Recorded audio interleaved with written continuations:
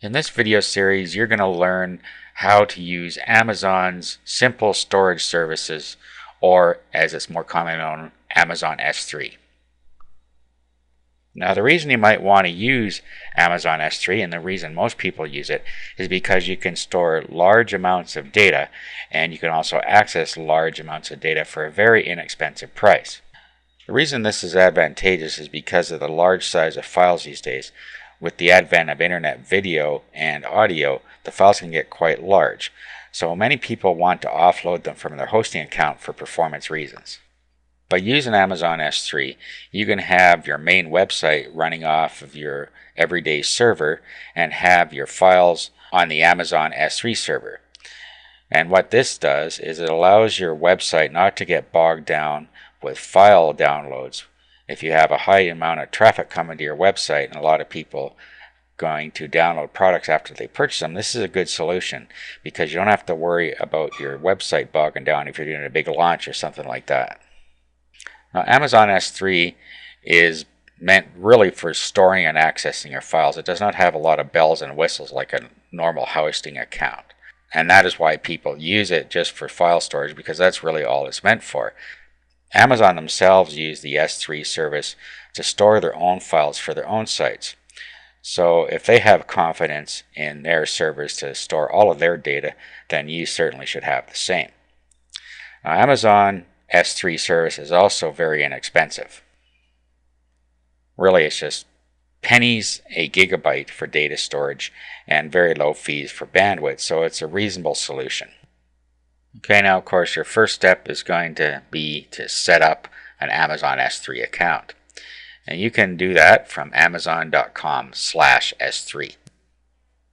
Now if you already have an existing Amazon account, you can use that, and when you sign in using that account, you'll be told that you have to set up an Amazon Web Services account.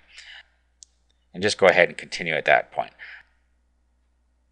If you don't have an Amazon account, you can just click up here to create an AWS account. That stands for Amazon Web Services. Next page you get is just an overview of the prices of data transfer and data storage at the time that you're signing up. At the bottom it'll show your payment processors that you already have on file. Then you can add any others down here if you want. And click continue. Then you just review your selections. You can also add their premium support if you want that. Then just click complete sign up. At this point you'll get a welcome email, and in that email they're going to tell you that you need an access web key in order to send valid requests to the Amazon S3 service. Now, once you click on the link in your email, you'll come to this screen, and this explains a little bit about the two types of request identifiers that Amazon Web Services uses. Now you're going to need these access identifiers, your secret access key and your access key ID, to be able to access your files. Now there is a lot to Amazon S3, but we can bypass all of it just by using the Firefox browser and a plugin. And I'm going to show you how to use the Firefox plugin and the browser together so that you can access your files and they can be viewed on the internet. Now, the first thing you're going to need is Firefox. If you don't have the Firefox browser installed, you need to install it now. Just go to mozilla.com/Firefox, and then you can download and install the browser. It's very self-explanatory. Once you got the browser installed, you're going to have to get the Amazon S3 Firefox Organizer. There's a link to that in the resources file. So all you do is come to here, and once you have Firefox installed, just click Add to Firefox, and then accept and install.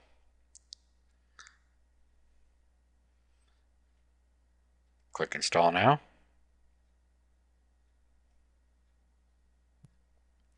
And then a window like this will pop up. And then you have to restart Firefox. Just click the Restart Firefox button over here. Then it should reopen for you when it's done.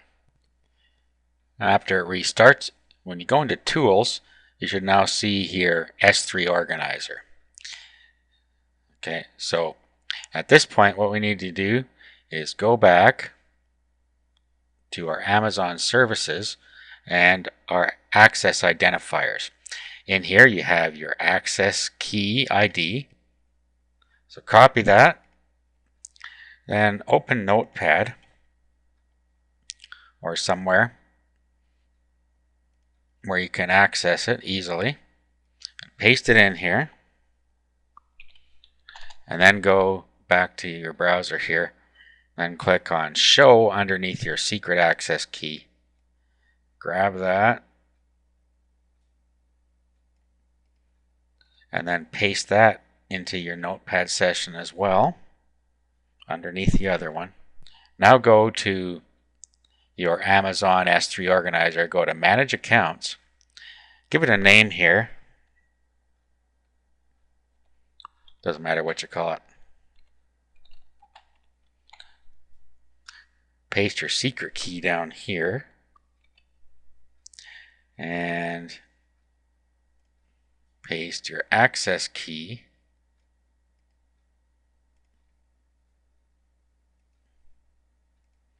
in here.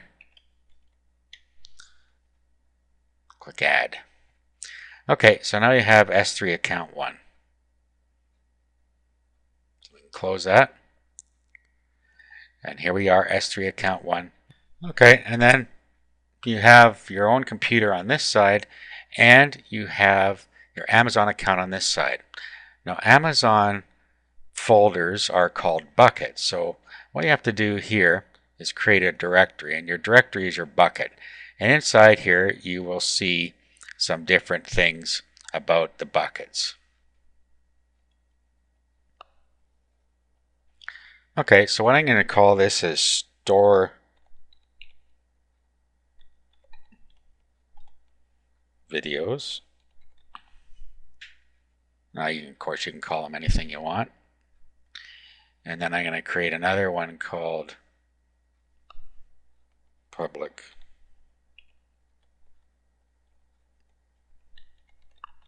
Videos.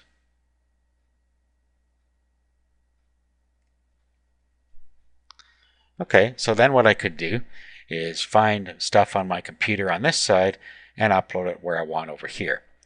Now in my store videos, this would be stuff that I'd want for my own use. Now over here we have something called ACL, Edit ACL. So if we click on that, what we have here are our access control. And this is for each of our buckets. So in the current bucket, which is my storage bucket, I have everyone read, write, and full control, authenticated users read, write, and full control, and owner read, write, and full control, which is what I want in the case of my store videos, because this is only for my use. So anything I upload here is simply storage for myself. Now, under public videos, if I go to the ACL, I'm going to want to edit this. So I'm going to want everyone to be able to read it. That way, if I have videos in there that I want people to be able to read, or I want people to be able to download files, I want them to be able to read it. Click OK, and that's how we set the permissions the way we need them.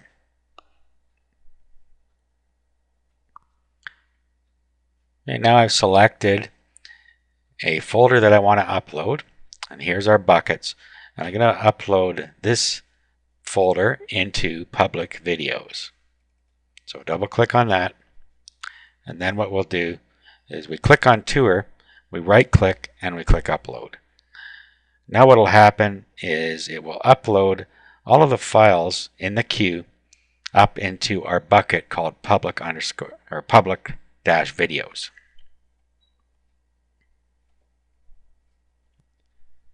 Okay, so our folder has now been uploaded inside of our bucket called public videos. Now here's something to be cautious of. Let's look at the ACL, access control level. Notice that it is not readable, and that is because, now we can set it here if we want. If we go to edit ACL, we could actually set it to be readable here, or what we could do, if we always want everything in this bucket to be readable by the public, and we could go into Edit ACL, and then down here just make sure we have Apply to Subfolders checked and click OK. Now when we go in here, we'll see that it is readable, and all the files in here will be able to be read as well.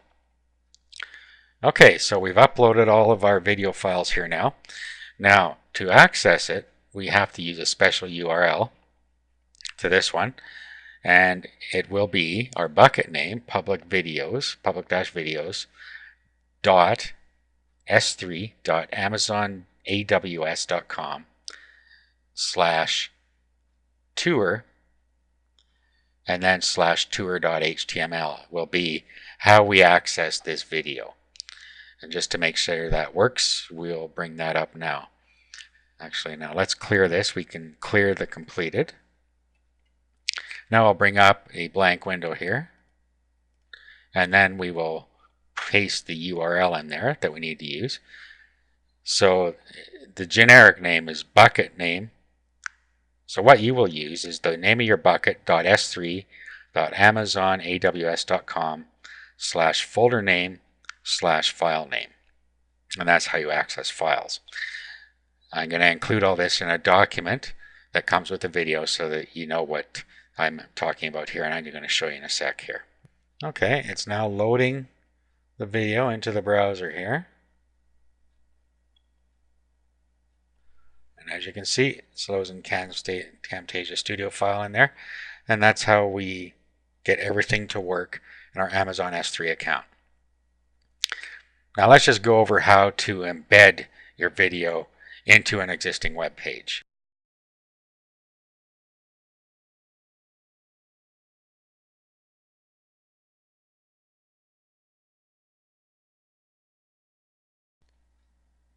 Now for this last bit here, let's just look at how to embed the code into the HTML for an existing website. So here we have the code that came with this project on my computer here. So if we open this with Notepad, we can take the embed code out of here. See, users looking for simple embed code. So what we can do is just grab the simple embed code, do a copy. We'll close this.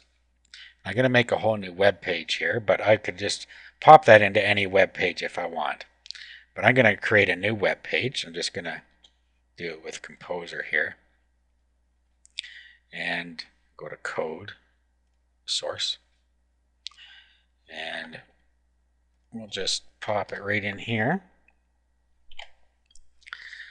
And then all we have to do is put the new path to the files here. So our path is, remember, is the bucket name .s3.amazonaws.com/tour/tour.html. Well, we don't want tour.html in there because we're not actually accessing the file. We're just accessing the directory. The files are inside the /tour directory. If we go back to our S3 here, we want the tour directory, and then our files are inside there. So let's go back to our website here, and let's get the URL to where the files are. And all we have to do is put in front of the file names our path. Okay, so just like that. And then we do the same thing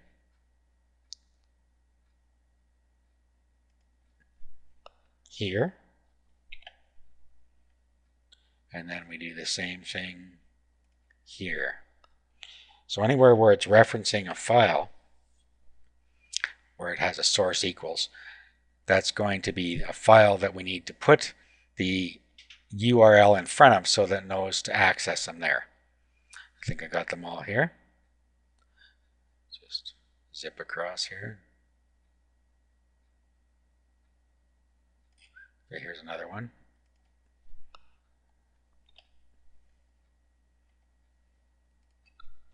too many slashes going on there. Okay, so anyway.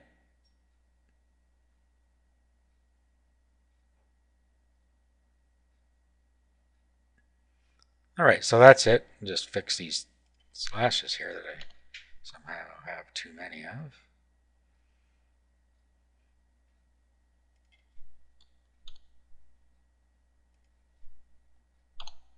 Okay, so now what we'll do is we'll save our web page here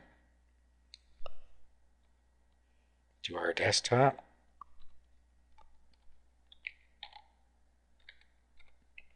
So we'll save that to our desktop. And now we will open that.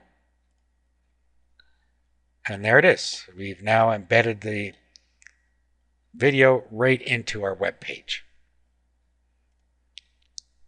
Click play and it should start to play. And you see that it is playing.